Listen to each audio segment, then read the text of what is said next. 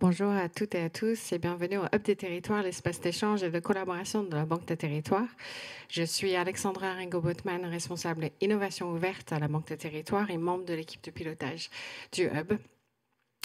Après le Rex du CES en janvier ici même, nous nous retrouvons de nouveau ce matin avec notre partenaire, le Hub Institute, et son cofondateur et directeur général, Vincent Ducret, pour ce qui est désormais un rituel d'innovation au Hub, qui est le retour du salon Vivatech. Vivatech, vitrine de l'innovation européenne et mondiale, a une nouvelle fois battu tous les records. Je pense que tu nous diras plus tout à l'heure, Vincent.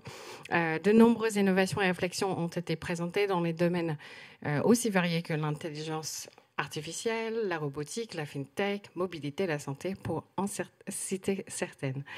C'est un événement cher au Web, car Vivatech représente la nécessité de trouver des solutions innovantes aux défis actuels et futurs des territoires. Le salon reflète la richesse de l'écosystème d'innovation français, européen, mondial, et l'importance d'un travail collectif entre différentes parties prenantes telles que start-up, grands groupes, institutions publiques, associations et le monde de la recherche. Cet événement est aussi pour nous l'occasion de mettre en lumière le lien indissociable entre innovation et territoire.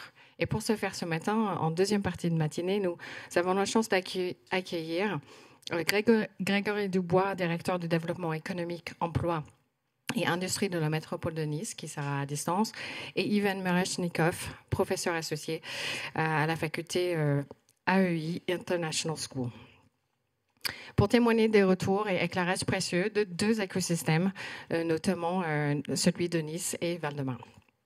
Leurs interventions permettront d'enrichir notre compréhension des enjeux et des défis liés à l'innovation territoriale, tout en soulignant son rôle crucial pour le développement économique et social des régions.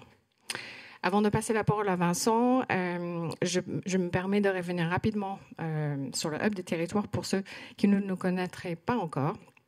Le Hub des territoires est un dispositif créé il y a 3 ans qui vise à réunir et animer l'ensemble des acteurs territoriaux de l'écosystème de la Banque des territoires lors des temps d'échange, de débats, des rencontres comme celui de ce matin. Le tout pour nous inspirer et nous aider à mieux décrypter et comprendre les défis actuels et futurs des territoires, et aussi pour partager des solutions concrètes et les retours d'expériences concrètes. Et pour ceux qui ne sont pas encore inscrits, je vous invite à vous abonner à notre newsletter mensuel. Et sur ce, je vous souhaite de très bons échanges et je passe la parole à Vincent.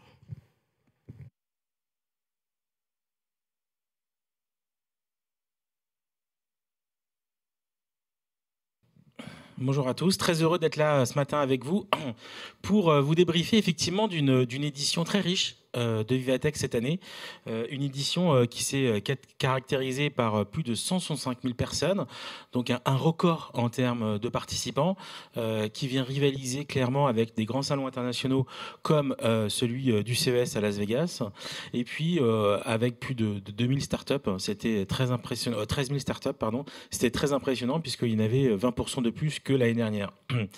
Une visibilité mondiale, et puis effectivement des partenaires, donc des partenaires grands groupes, entreprises, régions, pays. Et donc c'était une édition qui était aussi très internationale, et c'est plaisant de voir à Paris un événement qui fédère comme ça des énergies du monde entier. Donc effectivement, comme le disait son cofondateur, c'est vraiment le lieu de l'innovation et des startups. Et ce qui est intéressant aussi, c'est les propos de François Bitouzé, directeur général de Vivatech, et surtout sur cette édition, qui était une édition dans laquelle 37% des exposants parlaient d'intelligence artificielle. Donc ça, c'était vraiment un record. Et ce qui est très intéressant, c'est de voir que jusqu'à maintenant, on peut considérer que les hommes devaient s'adapter à la technologie et aux logiciels qui étaient mis en place.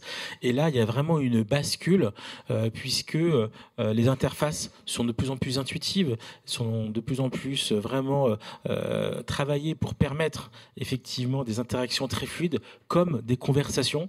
Et c'est le monde dans lequel on vient, il va aller dans ce sens. Et donc, on sera beaucoup plus dans une logique non plus de programmation pure, mais dans une logique de conversation homme-machine. Et donc ça, c'est quelque chose de nouveau, et je pense que cette édition va le matérialiser. mobilité. Donc on avait aussi Marina Ferré qui est intervenue sur l'accélération de l'IA en France, un potentiel énorme pour l'économie, évidemment, les sociétés et puis nos territoires. Voilà. Et puis nous, effectivement, chaque année, on fait des tours organisés sur place. On a fait plus de 200 cette année et des rencontres aussi d'affaires pour permettre des échanges entre ces startups et des entreprises, voire des territoires. Donc on en a fait plus de 700 meetings cette année.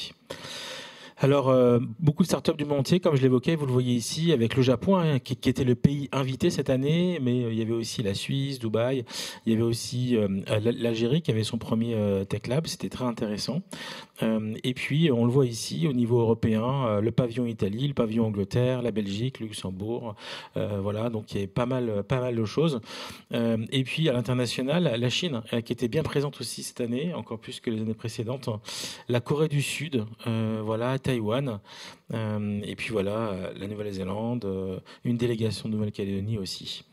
Alors côté africain, ça nous a vraiment plu, c'est-à-dire qu'il y avait pas mal d'innovations de Côte d'Ivoire et du Sénégal, donc avec des annonces de budget, d'investissement, et puis pas mal de keynotes et de démonstrations pendant ces 3 jours. Au niveau effectivement des régions, beaucoup de régions avaient une présence aussi. Donc on pense à l'Occitanie, Pays de Loire, Normandie. Il y avait beaucoup aussi bien sûr la métropole du Grand Paris, la région Île-de-France et la région Sud comme chaque année, avec leurs startups respectives qui venaient nourrir du coup les échanges pendant ces 4 jours.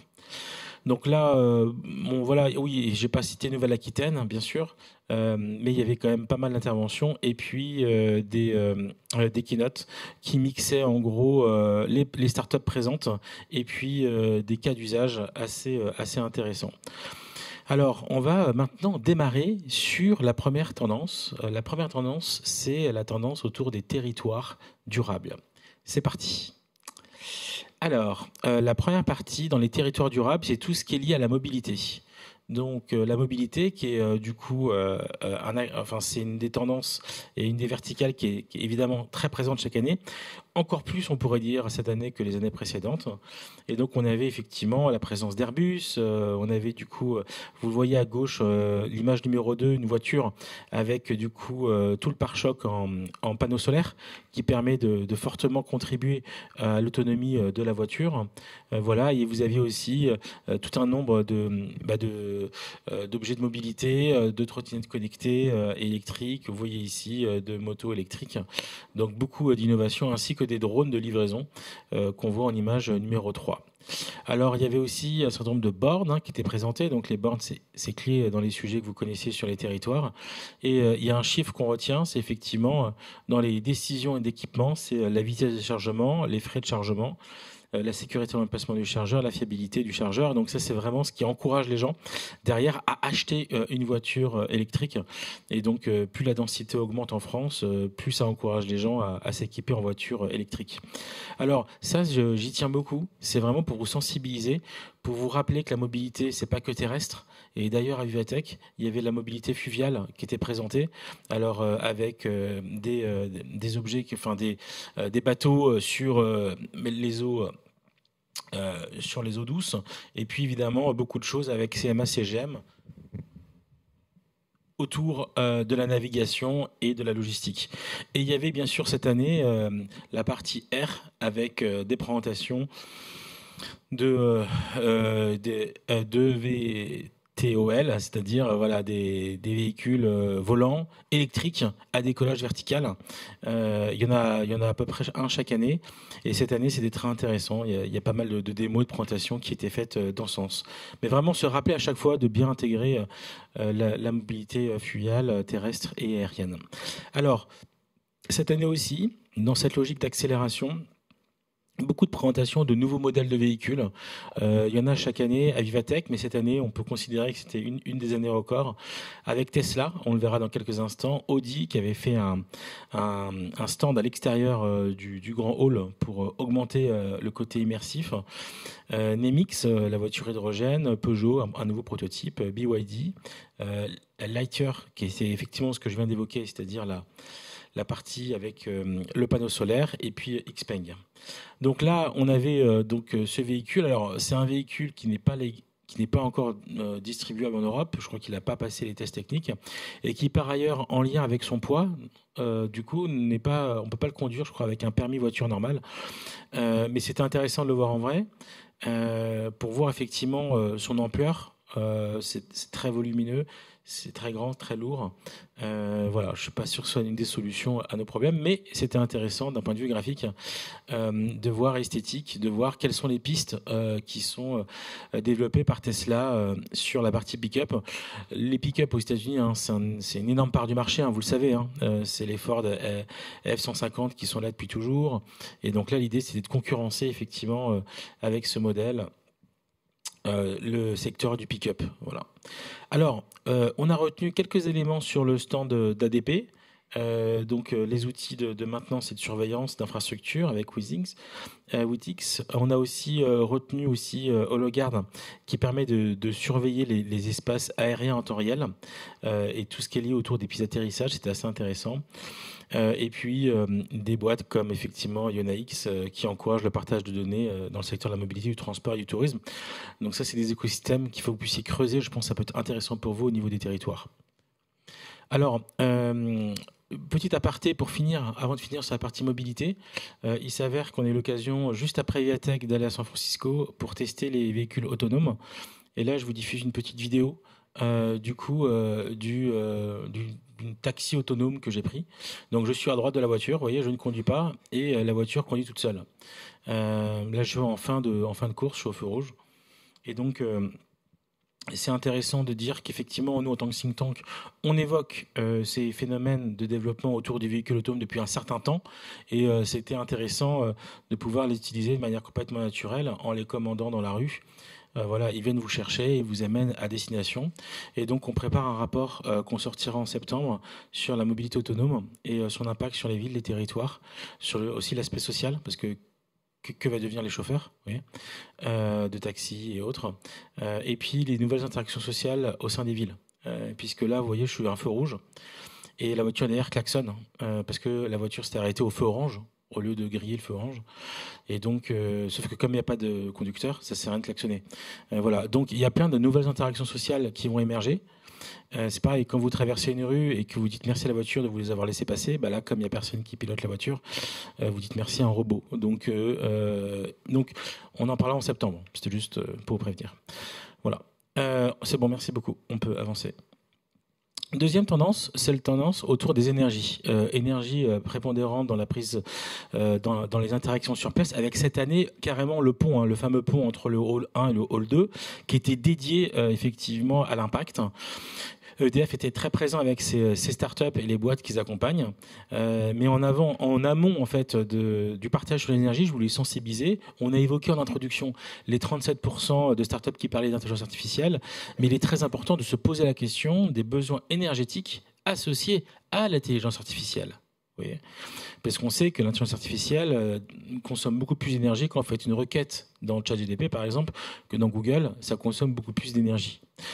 Et donc, du coup, il y a beaucoup de choses à la fois qui sont présentées qu'il faut maîtriser, comme la puissance des coprocesseurs qui sont présentés là, la capacité des GPU, effectivement, à consommer moins d'énergie, le rôle de l'Union européenne et puis tout un écosystème qui se met en place autour de la gestion de l'énergie.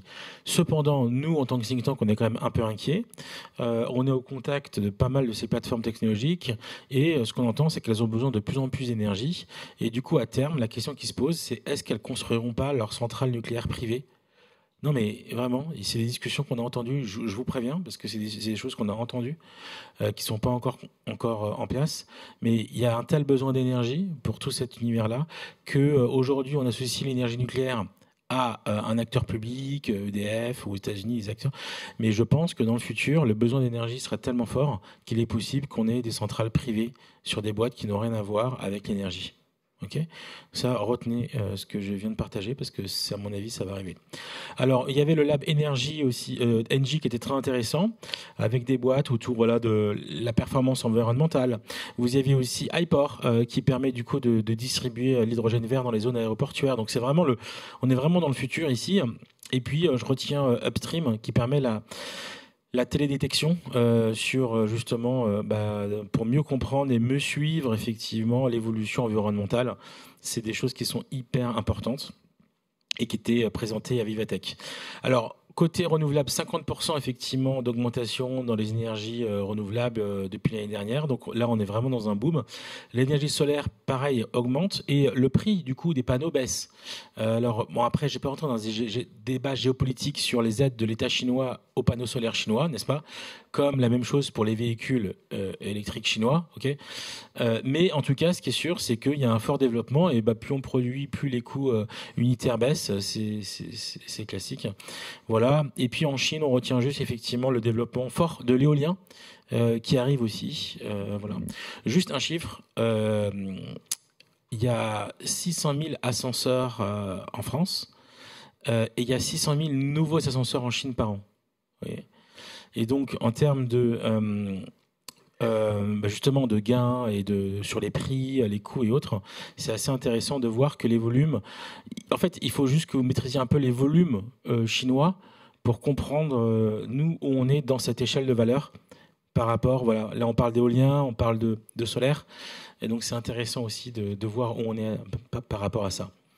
Alors ça, c'est une boîte que nous on suit de près, qui est dédiée à l'énergie osmotique. Est-ce que vous connaissez l'énergie osmotique? Alors c'est très important. Parce que, en fait, l'énergie osmotique, c'est vraiment un avenir concret de la production d'énergie, vraiment sans impact environnemental. C'est la rencontre entre l'eau douce, typiquement ici le Rhône, et l'eau de mer de la Méditerranée. Et cette rencontre entre ces deux eaux génère de l'énergie, ce qu'on appelle l'énergie osmotique. Donc, ils se sont installés dans l'embouchure du Rhône à Marseille. Et du coup, il faut rencontrer ces deux eaux. Et du coup, ça génère de l'énergie, ça génère de l'électricité. Ça s'appelle l'énergie osmotique. Ils ont été suivis par EDF, ils ont beaucoup d'investisseurs maintenant. Et donc, je pense, par rapport à des territoires, à toutes ces villes côtières qui pourront du coup développer des centrales et participer à la génération d'énergie pour la ville. Alors, d'autres alternatives aux énergies renouvelables, hein, je pense à Zilo sur l'autoconsommation solaire. Heliorex, ça c'était pas mal hein, sur la génération effectivement d'énergie dans les espaces aquatiques non utilisés. Et puis voilà deux autres entreprises autour des batteries solaires, des recharges en mobilité. Alors je m'arrête ici un instant parce qu'en fait on sait bien hein, que le sujet des batteries en général va être clé dans les années qui arrivent. Vous avez peut-être suivi, encore une fois sans faire de géopolitique, le deal qui s'est pas fait entre le Chili et la Chine. La Chine voulait acheter du coup des lacs de lithium pour produire au niveau sur place. On sait que, par exemple, en France, on a un groupe Bolloré ou d'autres qui sont présents au Chili. Mais le Chili, il y a quand même énormément de lithium là-bas. Et donc, il y a des énergies et des solutions alternatives qui existent. Voilà. Soit prolonger la vie de la batterie, avec par exemple des acteurs comme BEnergy, soit BEFC qui lui utilise des matières et des substances non toxiques pour générer de l'énergie, ou alors encore d'autres boîtes qui permettent le recyclage fin ou le reconditionnement des batteries. C'est un très gros sujet. Il y a toute une vague de génération des véhicules électriques qui est en place. On a déjà monté une usine de recyclage, comme vous le savez, à Lille, sauf qu'il faut attendre 10 ans entre les véhicules qui viennent d'arriver sur le marché électrique et la fin de vie de ces batteries électriques. Enfin, peut-être pas 10 ans, mais entre 5 à 7 ans. Et donc, le vrai boom du recyclage des véhicules électriques, ça sera dans 5 ans, 7 ans, quand on aura fini l'usage d'une première génération de véhicules. Donc la tech durable aussi se développe pas mal. Je pense aux mini-centrales vertes innovantes de Mini Green Power et d'autres cas qui sont présentés ici. Et puis, on pourra citer quand même Total, qui était présent. Ils accompagnent plus de 40 startups, 30 qui sont suivis par le groupe et 10 aujourd'hui qui arrivent à maturité. Et nous, c'est vrai qu'en tant que think tank, nous, on n'aime pas trop les annonces. On aime vraiment suivre sur la durée ces boîtes et voir sur 1 à 3 à 4 ans, voilà, est-ce qu'elles scalent ? Est-ce qu'elles deviennent autonomes? Est-ce qu'elles sortent de l'accélérateur? Ainsi de suite. Donc là, justement, c'est intéressant de voir quand il y en a 10 qui arrivent à maturité et qui vont sortir du coup de l'accélérateur. Alors, on passe à la troisième partie, la partie agriculture. Donc, effectivement, vous savez, la France est quand même le premier pays de production européenne. Et puis, il y a quand même beaucoup d'investissements qui sont faits. Donc, à retenir pour le futur de l'agriculture, le développement d'algorithmes prédictifs. Comment mettre l'eau au bon endroit, comment mettre les bonnes semences, comment choisir la bonne culture par rapport au bon sol, par rapport à l'exposition. Donc ça va être tout ce qui va être effectivement algorithme prédictif. Ça, c'est un très fort développement. Vous avez un cabinet de conseil qui est dans la rue un peu plus loin, qui a un département agritech, tellement c'est un développement sur le sujet. L'automatisation, c'est le deuxième sujet, voilà, pour essayer d'automatiser à la fois la diffusion des semences et puis la récolte. Vous allez avoir après effectivement les robots agricoles et puis la gestion des données. Donc voilà, je l'illustre avec ça. Nao Technologies, qui est déjà assez connu, qui permet effectivement d'automatiser le travail dans les champs. Sagri Agri sur le robot électrique tout-terrain. Et puis là, c'est impressionnant. Voilà, une plateforme Forest Planting qui, en gros, permet de planter 1500 arbres par jour. Donc ça, c'est quand on parle de territoire à reconquérir et sur lequel il faut verdir, c'est intéressant de pouvoir compter sur ce type de robot. Voilà, d'autres solutions, je passerai rapidement. Ici, on a un certain nombre de startups hyper spécialisées. Je pense à Insec, que vous connaissez bien sûr. Voilà, tout ce qui est micro-algues, on aura l'occasion d'en reparler tout à l'heure. Là, c'est alimentaire. Et on va aborder maintenant tout ce qui est lié à la circularité. Donc, en termes de circularité, bien sûr, les plastiques. Il y avait un certain nombre de startups sur le sujet. Enjeux de recyclage. On a aussi les plans de prévention sur tout ce qui est lié à l'éco-conception. On va en parler dans quelques instants. La gestion des déchets, l'obsolescence programmée et puis la production, effectivement. Qu'il faut effectivement la réutilisation et la revalorisation des matériaux. Alors ça, c'est sur le reuse. Alors j'aime bien la deuxième boîte, la Relief Paper. Ils sont en train de construire leur usine en région parisienne. Donc c'est du papier à base de feuilles mortes. Donc vous et moi, on voit très bien les feuilles mortes dans la rue et on se dit mais pourquoi on ne les utilise pas ? Du coup, on pourrait faire tous les sacs, comme vous voyez, dans magasin. Au-delà de les rendre payants, comme c'est le cas, c'est déjà très bien. Mais au lieu d'utiliser du papier, on pourrait utiliser du coup des feuilles mortes. C'est ce qu'ils font. Il leur fallait une usine, elle est en construction actuellement. Et donc, je vous donne rendez-vous en septembre-octobre pour le lancement de l'usine. Et vous aviez d'autres cas ici intéressants à creuser. Alors, sur la partie gestion déchets alimentaires, il y a pas mal de choses intéressantes. Je retiens la quatrième, la Lactip. Donc c'est à base de protéines de lait. Ils font des sortes c'est pas des plastiques, on peut pas les appeler comme ça, mais on peut faire des boîtes, on peut faire des contenants avec Lactip et c'est à base de protéines de lait. Donc ça n'utilise pas de pétrole du tout. C'est super intéressant, super bien fait. Voilà. Et puis après d'autres cas encore autour de la production de biogaz. Et puis des polymères. Alors, on avance un petit peu sur la partie inclusion, diversité. Très présent cette année, Femtech. Chaque année, c'était présent. Et nous, on aime bien le fait qu'il y a à la fois des entrepreneuses, des membres de collectifs, et puis on a à chaque fois aussi des anciens ministres, des dirigeantes. Et donc, tout ça encourage vraiment le développement de la Femtech en France, et des investisseurs, bien sûr. Et là, vous avez 4 startups de la Femtech qui étaient présentes et qui étaient vraiment intéressantes, sur lesquelles il y a eu beaucoup de trafic. On passe à la deuxième partie, donc territoire intelligent avec la partie Smart City. Donc, ce qui est intéressant, c'est qu'il faut partir de choses simples et des évidences. C'est-à-dire que la ville éco-conçue, ça part déjà d'un bon urbaniste. Et donc, il faut partir de ces choses qui sont simples, mais qu'il faut dire et qu'il faut répéter. Et donc, on était heureux de découvrir, par exemple, chez Bouygues, effectivement, des innovations autour du jumeau numérique pour permettre de mieux anticiper, de mieux comprendre ce qui se passe dans la ville. On vient de l'évoquer à l'instant, le design durable et urbain. Donc, c'est vraiment la grande tendance actuelle. Aussi, la nouveauté, c'était tout ce qui est lié au design urbain via l'AI. Et donc, faire des prompts et essayer de sortir des graphiques urbains.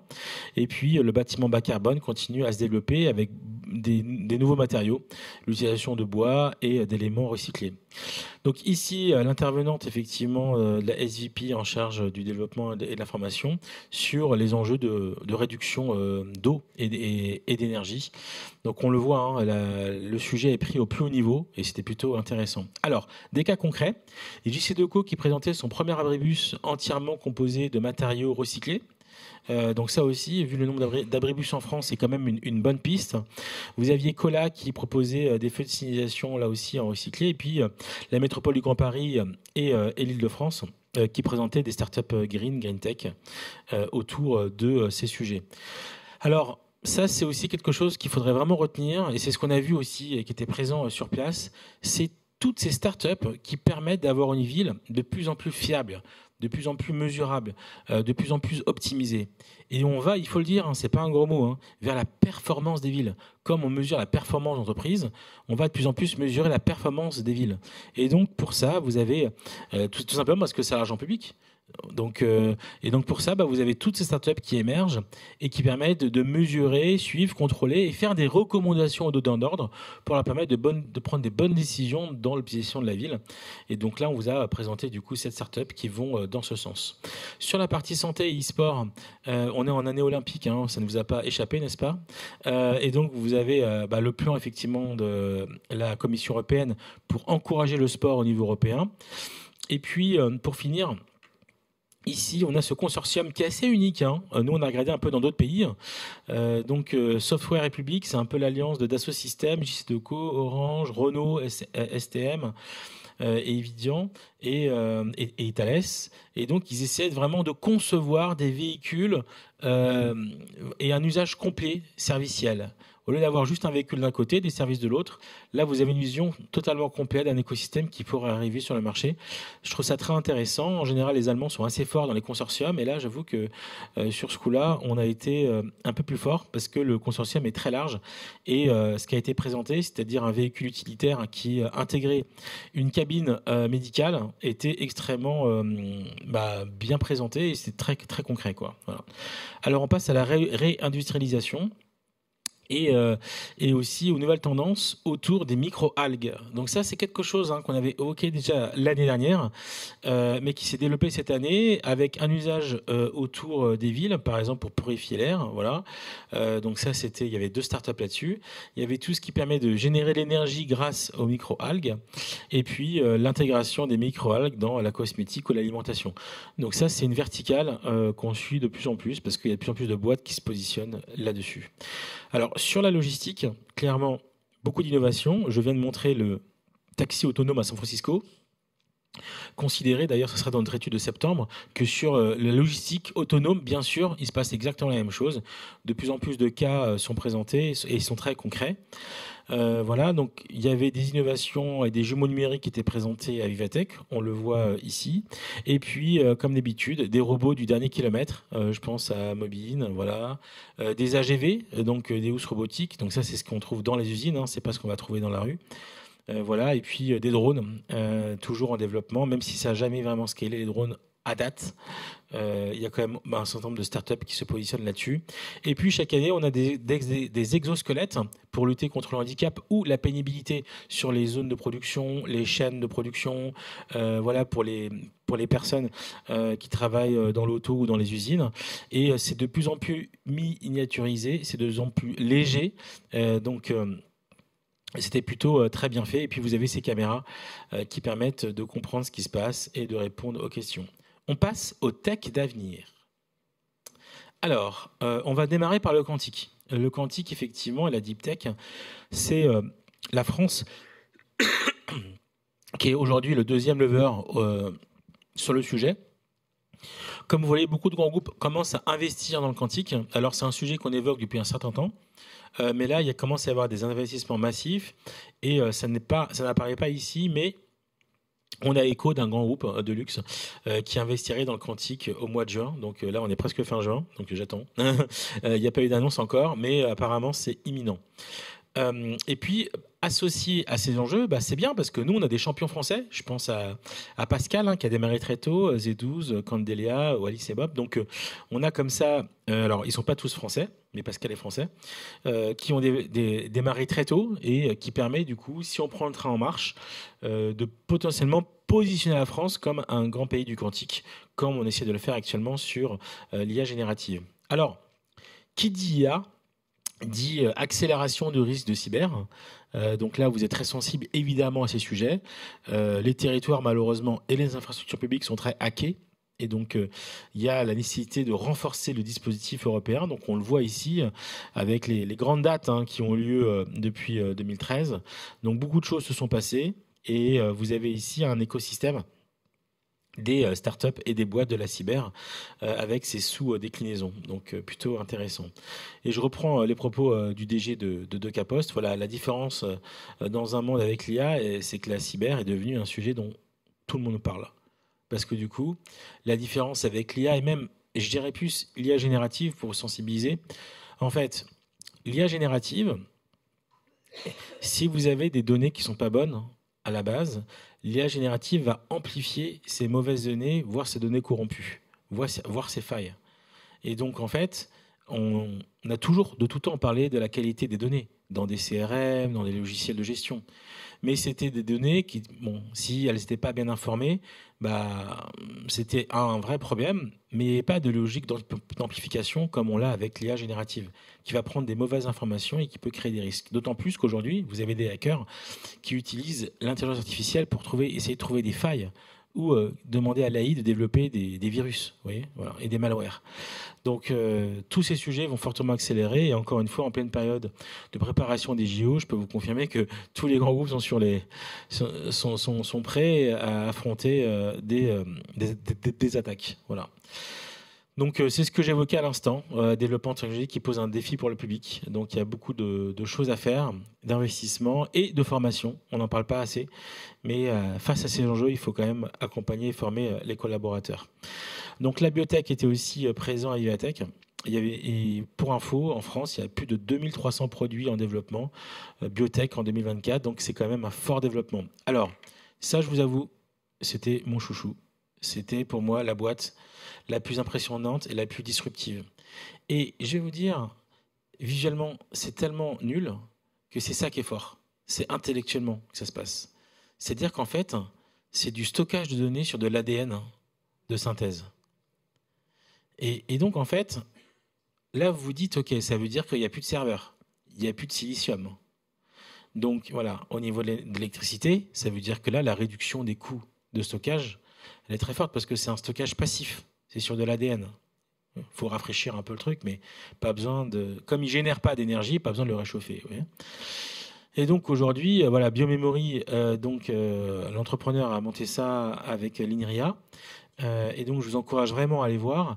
Donc ça se présente actuellement sous la forme d'un peu de carte de visite, de carte bleue plutôt. Et à la place de la SIM, vous avez le stockage de l'ADN à ce moment-là. Et donc vous pouvez stocker des milliers et des milliers de données pour un coût à l'octet qui est beaucoup plus faible qu'un coût à l'octet si c'est sur des disques durs. Okay.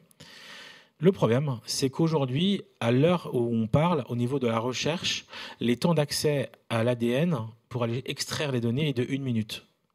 Donc, c'est un peu long pour des usages du quotidien pour vous et moi. Mais pour aller chercher des données administratives ou autres, c'est tout à fait possible. Par contre, en discussion avec le CEO, il évoquait le fait qu'en 2030, possiblement, on serait à des vitesses normales d'accès à la donnée. Voilà. Donc, je vous encourage à suivre de près ces travaux et le développement de Biomemory. Alors, on accélère un peu sur le spatial. Chaque année, voilà, vous avez un certain nombre de startups qui sont présentées. C'est un domaine qui continue à se développer. Voilà. Alors, n'est pas présent ici, je regarde, 2 ou 3 startups que moi je suis particulièrement, qui sont dédiées à l'extraction de minerais extraterrestres. Je vous explique. En gros, vous avez sur la Lune du H3, c'est de l'hydrogène 3, qui n'est pas trop présent sur Terre, qui est extrêmement riche en termes d'énergie et qui est beaucoup moins cher à extraire si on arrive à bien le gérer que le pétrole. Et donc, il y a des boîtes qui sont en train de se préparer à aller faire de l'extraction robotisée sur la Lune. Voilà. On en reparle l'année prochaine. On finit par, du coup, la 4e grande tendance à Vivatech, qui est la partie IA et data avec un certain nombre de cas d'usage. Alors, au niveau de l'IA générative, on en a parlé un petit peu en fil rouge ce matin, tous ensemble. Et l'idée, c'est effectivement de se dire que ça va faire partie de votre quotidien à tous et à toutes. Et du coup, alors j'ai une petite question, qui utilise ChatGPT ? Voilà. Qui a un abonnement à ChatGPT ? Ok. Donc c'est ça, la bascule, elle est plus sur l'usage, elle est sur... J'ai conscience de l'amplification que ça peut avoir dans mon quotidien. Et du coup, soit je demande à mon employeur, soit je me prends un petit abonnement pour aller au fond du coup de l'usage et anticiper le fait que je vais avoir dans mon quotidien maintenant quelqu'un qui va pouvoir m'aider et m'accompagner dans mes tâches quotidiennes et les automatiser. C'est difficile, si vous voulez, quand on présente tout ça, de se dire, du coup, comment on passe à l'échelle aussi soi-même en investissant sur ce type de solution pour se dire que, de manière très pragmatique, ça va faire partie de mon quotidien, ou en tout cas, ça va faire partie du quotidien de mon collègue. C'est difficile d'éviter le sujet et de ne pas investir un minimum de temps pour en développer une certaine expertise dans l'usage. Okay, voilà. Donc l'IA, clairement, va faire partie de toutes les industries, comme le dit Jeff Bezos. Et on avait ici, du coup, à Vivatech, un certain nombre de startups présentes. Mistral, bien sûr, qu'on ne présente pas, parce que je crois que vous êtes actionnaire à la Caisse des dépôts, quoi.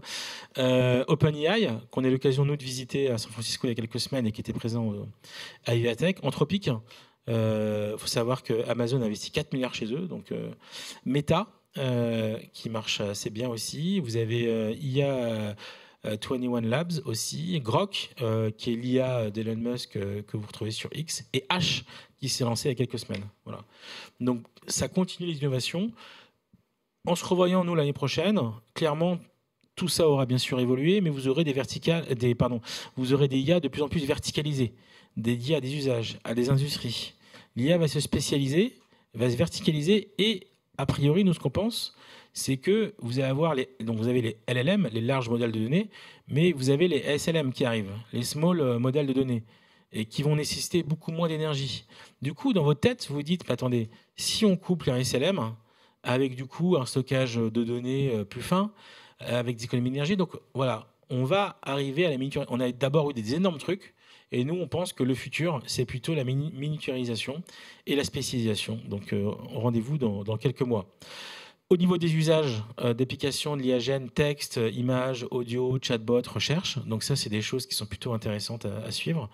Et vous avez à droite un certain nombre de startups françaises et européennes et internationales qui sont positionnées, et donc en haut, bien sûr, qui sont positionnées sur ces sujets. Donc je vous encourage à les tester. Voilà, et puis quelques startups et autres qu'il faudra suivre de près. Alors, un point important, c'est la gouvernance de l'AI. Donc la gouvernance de l'AI, on l'a évoqué, il y a des risques forts en lien avec l'intelligence artificielle. Et donc comment mettre en place la confiance, la confidentialité et l'équité en lien avec l'intelligence artificielle. Et pour ça, il faut pouvoir effectivement mettre en place des gouvernances clés.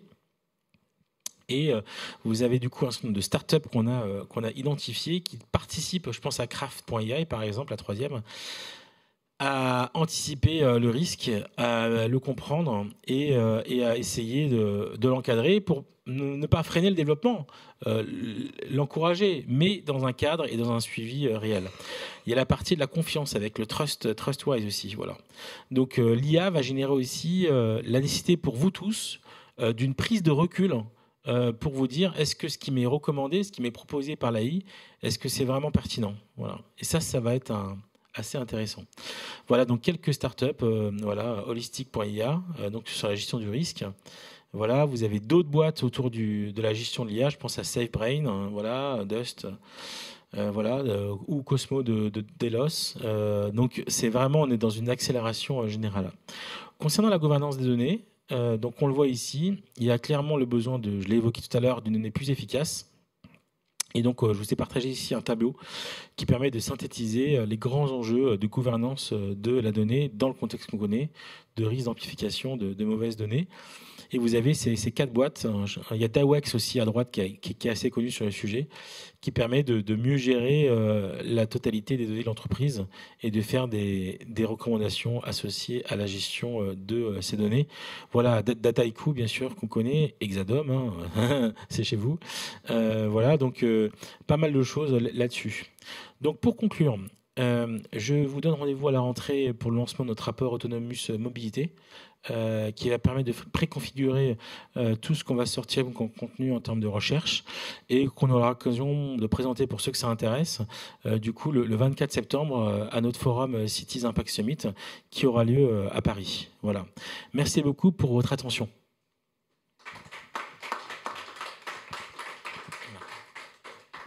Merci Vincent pour cette description, pour ce panorama qui était très exhaustif de Vivatech. Je pense que l'auditoire en sort très très, en tout cas, aguerri maintenant. Et on se donne rendez-vous pour le coup en septembre, c'est bien ça, hein? Merci. On va continuer avec une table ronde dédiée aux experts des territoires. Donc, je vais appeler Monsieur Yvon Mirochnikov et Monsieur Grégory Dubois à nous rejoindre pour qu'on puisse ensemble aborder et revenir sur ce qui a été évoqué par Vincent. Je vais vous laisser vous présenter. Bonjour à tous. Merci de cette invitation. Donc, je suis professeur associé à l'Université Paris-Est Créteil. En particulier, je gère un master en management des PME, ETI et transformation digitale. Après avoir créé il y a 25 ans un master en e-commerce. Donc, je fais partie de cette université à la fois en tant que professeur associé, c'est-à-dire en tant que professionnel et enseignant. Et j'ai une deuxième casquette, donc, qui est ma casquette professionnelle, où je suis responsable d'innovation et du digital dans un des métiers d'une grande banque française, rouge et noir. Monsieur Grégory Dubois nous a rejoint. Je vais également vous laisser vous présenter. Est-ce que vous m'entendez? Oui, très bien, l'image arrive. Parfait. Écoutez, merci beaucoup déjà pour l'opportunité de participer, qui plus est à distance. Bravo pour la technologie, ça montre que ça fonctionne. Ce n'est pas toujours le cas avec nos outils, nous ici, mais en tout cas, félicitations. Donc, pour ma part, donc, Grégory Dubois, je suis responsable de la direction développement économique, emploi et industriel à la métropole Nice Côte d'Azur, et on accompagne tout particulièrement les startups sur l'opération Vivatech. Et j'aurai l'occasion de vous en présenter un peu quelques détails. Donc, deux écosystèmes différents, hein, le Val-de-Marne et Nice. Une première question peut-être pour tous les deux. On va peut-être commencer par Monsieur Grégory Dubois, puisque vous avez la parole. Juste pour avoir vos coups de cœur par rapport à la présentation qui a été faite. Je sais que vous n'avez peut-être pas eu l'occasion l'un ou l'autre d'aller à Vivatech, mais on a eu la chance d'avoir une présentation qui était très riche et qui, moi, m'a toujours bluffé, hein. C'est toujours un peu le cas quand on reçoit nos partenaires du Hub. Je retiens Relief Paper, c'est bien ça, qui fait du coup du papier avec les feuilles. Bon, ça c'est mon coup de cœur à moi. Est-ce que de votre côté vous avez des coups de cœur en particulier, Monsieur Dubois? Écoutez, vous avez cité Relief Paper, donc je ne pourrais pas le citer. Pour le coup, c'est une startup qu'on avait découvert sur le salon l'année dernière déjà, et qui était très intéressante. On a essayé de l'attirer un peu sur Nice pour justement l'implantation de sa première usine, comme le disait l'intervenant tout à l'heure. On a raté le coup, c'est je crois Paris et Île-de-France qui a eu cette chance. Alors nous, c'est vrai qu'en termes de coup de cœur, c'est très compliqué parce que je pense que la présentation qui a été faite le démontre. C'est quand même un salon qui est très très riche, où il y a énormément de choses. La difficulté, c'est justement d'aller dénicher les pépites. Nous, on avait en tout cas pour mission, si je puis dire, d'aller chercher plutôt dans les domaines de la santé et de la blue tech. Donc, on y reviendra un petit peu plus tard. Moi, j'ai eu un petit coup de cœur, on va dire, à la fois sur EONAX, qui a été d'ailleurs évoqué tout à l'heure, parce qu'on a une expérimentation qui va être mise en place sur le territoire, justement, avec EONAX, en vue de la conférence des Nations Unies sur les océans, dont je parlerai peut-être un petit peu plus tard aussi, justement sur la collecte de données pour optimiser les flux d'arrivées massifs de visiteurs sur les territoires. Il y a une expérimentation qui va être faite pendant les JO de Paris, et on va répliquer cette expérimentation sur Nice en juin 2025, donc pour la conférence de l'ONU. Et un deuxième coup de cœur, si je puis dire, c'était justement sur une petite start-up qui s'appelle Archirif, qui essaye de trouver une solution pour repeupler, on va dire, les milieux marins avec les récifs et coraux. Voilà. Et donc, c'est quelque chose qui nous a bien plu et qu'on va suivre du coup un petit peu attentivement. Merci. Monsieur Yvon, vos coups de cœur? Alors, c'est vrai que l'exposé de Vincent était très riche, et bravo pour votre capacité de synthèse, parce que je pense que votre support est d'excellente qualité par rapport à tout ce qui s'est passé cette année à Vivatech. Moi, mon coup de cœur irait naturellement vers la GenAI, et en particulier la veille de Vivatech. Vous savez que tous les professionnels de l'IA en France ont été réunis par le président, et on voit qu'il y a un écosystème qui se crée, ça c'est très bien. Et mon coup de cœur ira naturellement vers Mistral AI. à la fois pour la levée de fonds qu'ils ont fait, puisque effectivement après leur série A, là ils ont annoncé le 11 juin 600 millions d'euros en equity, donc il y a un gros travail qui est fait à la fois par l'équipe en termes de développement, et on voit que ça va très vite, donc on est vraiment sur un sujet de vitesse et de rapidité pour sortir les nouveaux modèles et les nouveaux environnements autour des LLM et éventuellement des modèles à plus petite échelle, comme ça a été évoqué tout à l'heure. Le point clé, c'est effectivement de combiner à la fois la recherche et le développement, mais surtout l'application. Et je reviens sur ce qui a été dit au cours de l'exposé précédent, c'est qu'effectivement, c'est par des verticales qu'on va commencer à avoir des applications concrètes. Moi, je le vois au niveau professionnel. On a deux sujets. C'est d'une part rendre les applications cohérentes et utiles pour des consommateurs et des clients qui vont gagner du temps, gagner de l'efficacité grâce à l'intelligence artificielle, mais surtout faire en sorte que ça soit dans un cadre qui soit compris. C'est-à-dire, à la fois, on a besoin de transparence, et puis aussi de confiance. Et ça, je pense que c'est essentiel parce que l'intelligence artificielle générative amène aussi un certain nombre de risques. Donc on a le cadre de l'IA Act qui arrive. On a 2 ans pour s'y préparer. Je pense que tous autour de la salle, dans la salle et en ligne, il va falloir travailler dessus pour dire dans quelle mesure on va pouvoir utiliser l'IA et comment on va devoir expliquer ça.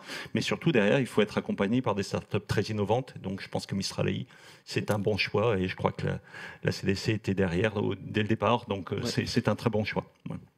Merci. Donc Vivatech reste un révélateur de talents, très utile en tout cas pour les territoires. Je vais rebondir sur cet aspect, Monsieur Dubois. Comment un organisme comme le vôtre peut attendre, qu'est-ce qu'un organisme comme le vôtre attend d'un événement comme celui-là? Quelle est sa valeur ajoutée par rapport à ce que vous pouvez avoir au quotidien, vous, dans vos missions?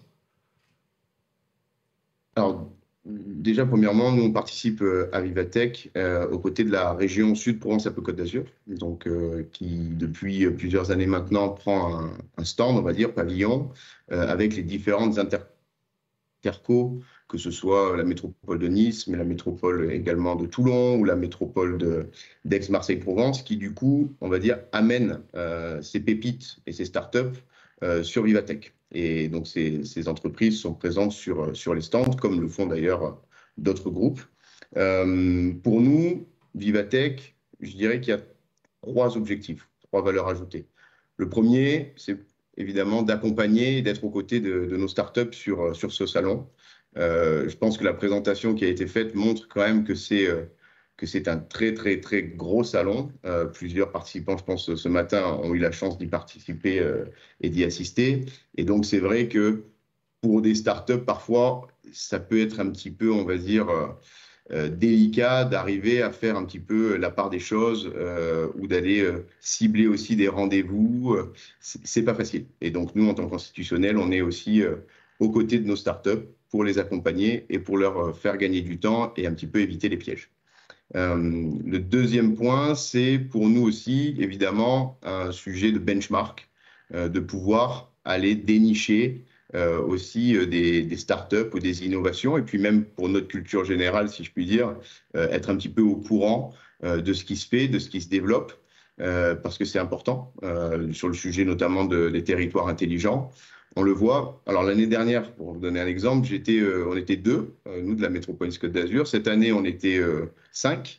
Et je pense que, au vu un petit peu d'ailleurs de ce qui a été présenté tout à l'heure, il faudrait quasiment qu'on soit 20 ou 25. Parce que quand on regarde les sujets de mobilité, même d'architecture, urbanisme, d'énergie, etc., on se rend compte qu'en fait, pour une collectivité comme la nôtre, il y a tous ces domaines qui peuvent, à un moment donné, nous concerner directement dans l'application et la gestion au quotidien du service public. Donc ça, c'est un point important aussi pour nous, de pouvoir vraiment être au courant des nouvelles innovations, de ce qui se fait, de ce qui va sortir prochainement. Enfin, le troisième point, évidemment, c'est de faire la promotion de notre territoire. On n'est pas les seuls, on l'a vu, hein, aujourd'hui, chaque région ou grande métropole, en tout cas, participe à ce type d'événement, que ce soit Vivatech, que ce soit le CSS Vegas ou d'autres encore, pour justement valoriser les atouts économiques et d'innovation de notre territoire et, in fine aussi, attirer les futures pépites de demain sur notre territoire respectif et de pouvoir les accompagner aussi dans leur développement. Merci beaucoup. Je vais rebondir sur votre deuxième point et je vais demander donc à Monsieur Nikonov. Yvan, oui, ça va être plus simple. Merci, désolé. Comment un organisme qui est plutôt axé sur la recherche comme le vôtre réussit par un événement comme Vivatech à se saisir des opportunités d'innovation, que ce soit en termes d'essaimage ou en termes de circuit d'innovation?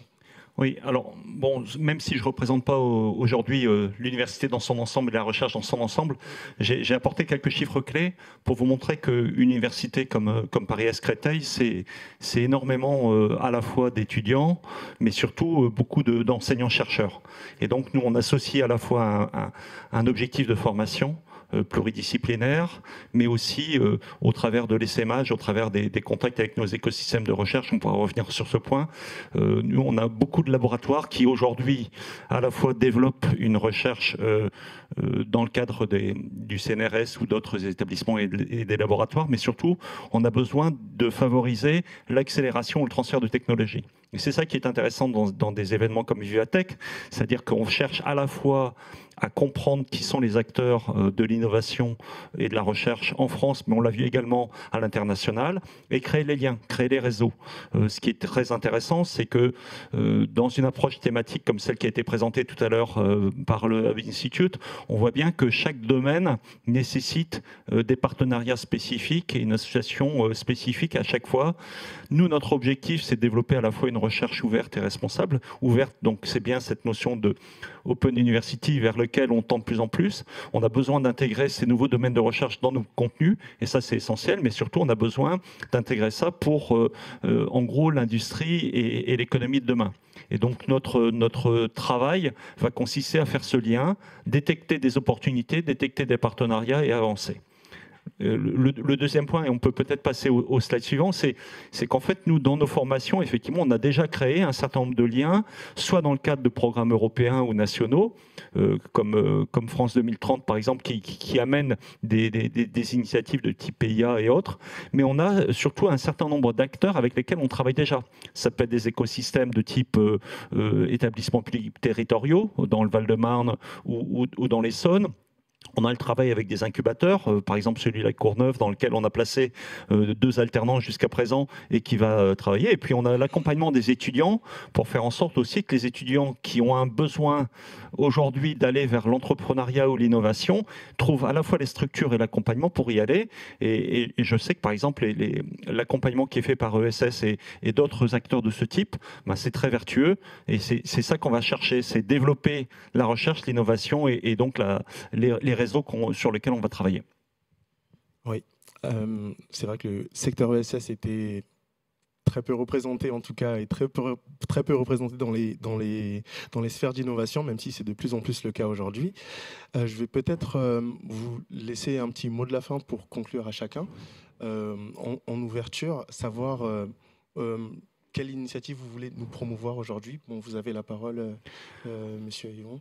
Alors, vous voulez nous parler moi, il y a une initiative qui me paraît excellente, c'est notre participation au programme Aurora. Alors pourquoi ? Parce qu'on a à la fois intégré depuis hier la première Summer School Aurora au sein de notre faculté, et on associe donc des groupes de jeunes innovateurs, de jeunes chercheurs et de jeunes étudiants autour de l'innovation et de la recherche, mais surtout avec un objectif de mettre une dimension sociale, éthique autour de ces sujets. Donc je pense que notre capacité à travailler à la fois sur l'humain et le social et en même temps sur la recherche et l'innovation, c'est quand même 2 pieds sur lesquels il faut s'appuyer pour pouvoir être cohérent pour le futur. Et je pense que ça va dans le bon sens, à la fois pour faire évoluer nos enseignements, nos parcours, mais surtout pour amener la jeune génération, ce qu'on appelle la next gen, à aller vers ces sujets qui nécessitent vraiment des talents. Et je pense qu'on a des talents autour de nous, il faut simplement les former, les accompagner. Merci beaucoup. Monsieur Dubois, je crois que vous vouliez nous parler de la Blue Tech en ouverture, enfin en fermeture. Oui, écoutez, merci beaucoup pour cette question et peut-être l'opportunité après d'échanger avec les autres participants. Nous, c'est vrai que je pense ce qui est intéressant de constater, c'est que Vivatech prend de plus en plus de place sur l'échiquier international en termes d'innovation et de grands salons. Et autant, il y a encore quelques années, c'était vraiment le CES Las Vegas qui, on va dire, présidait et raflait la mise. Autant aujourd'hui, même nous, avec la région, on se questionne sur notre positionnement au CIS. Est-ce qu'il faut peut-être réduire la voilure ou pas? C'est quelque chose que, en tout cas, on pose un peu ce genre de questions. Autant pour Vivatech, ce n'est pas le cas du tout. Et au contraire, on est plus à vouloir renforcer notre participation et accompagner davantage d'entreprises et être plus présents sur ce type d'événement pour des questions, certes, de logistique et de coûts, mais aussi pour toute la visibilité et le niveau de participation qu'a réussi à avoir Vivatech désormais. Et en fait, même notre organisation et notre feuille de route chaque année, on va dire, on essaye aussi de la caler de plus en plus par rapport à Vivatech.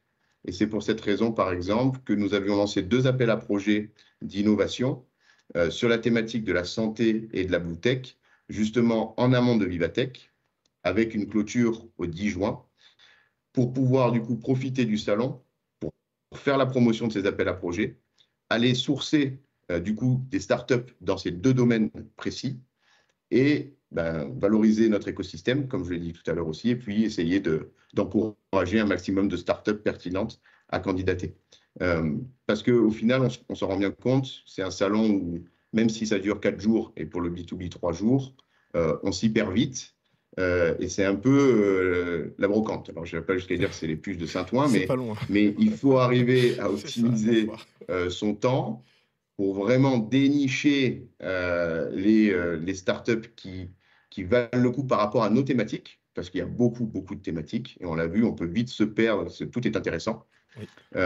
Et donc, nous, on avait fait le choix vraiment d'y aller avec les thématiques santé et Blue Tech. Et du coup, vous me lancez la perche. Donc, pourquoi Blue Tech? Je l'ai évoqué tout à l'heure, parce qu'on accueille à Nice, en juin 2025, la conférence des Nations Unies sur l'océan. Et l'enjeu pour nous, au-delà de l'accueil de cette conférence, c'est aussi de l'utiliser comme vitrine, on va dire, du savoir-faire métropolitain et régional sur les enjeux de préservation des écosystèmes marins, du transport maritime, etc. Et donc, on y allait aussi dans cette perspective-là pour aller dénicher, on va dire, des innovations dans le domaine. On constate que c'est une tendance un petit peu, au vu du nombre de pavillons régionaux qui étaient déployés sur Vivatech. Je crois que un peu tous les territoires considèrent cet événement comme une vitrine pour promouvoir un peu leur développement local. Je pense que oui, c'est une tendance de fond qui est amenée à durer. Je vais peut-être prendre le mot de la fin et vous remercier. Et demander d'abord, avant tout, si dans la salle il y a des questions. Je crois qu'il y en avait quelques-unes dans le chat. S'il y a un micro de disponible, Pas de questions? On a notre intervenant Vincent qui est parti, mais je crois qu'on avait une question pour lui qui était mentionnée dans le chat. Donc je ne pourrais pas avoir la réponse malheureusement tout de suite. Mais oui, plutôt vers la présentation. Je vérifie le chat. Bon, pas de questions en particulier. Bon, il ne me reste plus qu'à vous remercier tous les deux, en tous les cas, et à remercier le public pour ce moment d'échange qu'on a pu avoir autour de l'innovation. Nous allons continuer, en tout cas, la journée de l'innovation avec une partie de l'auditoire, puisque le reste de la matinée est destination des structures d'innovation.